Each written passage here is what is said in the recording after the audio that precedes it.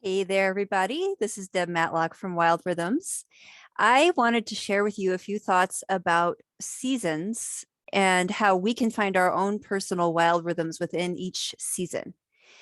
Now, I know a lot of times with seasons, the first thing that happens, at least in my little world, is that Facebook memes explode with what I'm supposed to do and feel at any season. Winter solstice comes, and all of a sudden there's a flood of things about it's time to reflect, it's time to go inward, it's time to do all these things. And spring hits and it's like it's time for renewal and new growth, and it's time for new ideas to be born. And um that may well fit.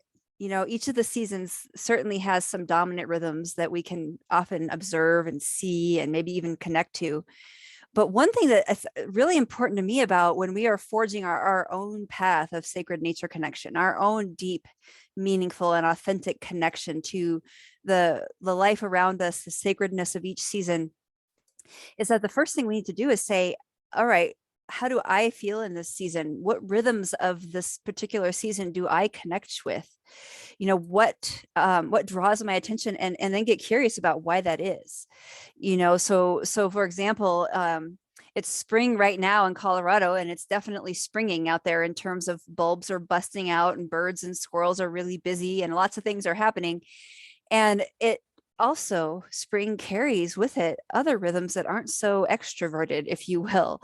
It carries with it the rhythm of healing and deep growth and being underground. There are still many plants that are not busting out yet, and we won't be seeing what they're going to share until midsummer or late summer in some cases.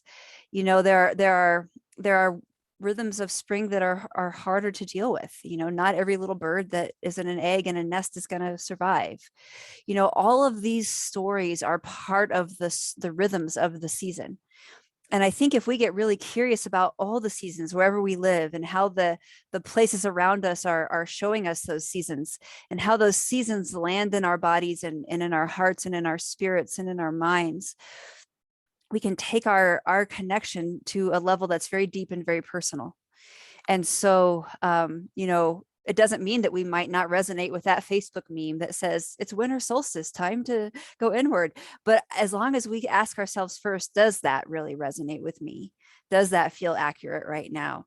And if not, what does? I've actually got a client that I worked with for years who winter was her time of out. She was a ski instructor. She was a professional winter sports enthusiast.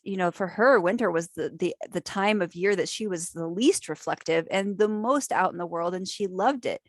And for her, summer, when it was the heat of summer and the hot sun, and that was when she kind of curled up into her shell and wanted to sort of disappear for a while. Somebody else might have the opposite experience. So I just wanted to share those thoughts because I hear so many times from clients and people I'm working with who also work with clients, trying to figure out how do we work with the seasons. And the reality is the seasons work with us. And as long as we're open and curious and understand ourselves as part of that bigger dance, the seasons, we can have that deep, authentic dialogue engagement with the seasons in a way that is just personal and really meaningful. So anyway, I'd love to hear y'all's experience with that and any thoughts you have. But otherwise, thanks for taking a few minutes to listen to me chat on about the seasons and the wild rhythms.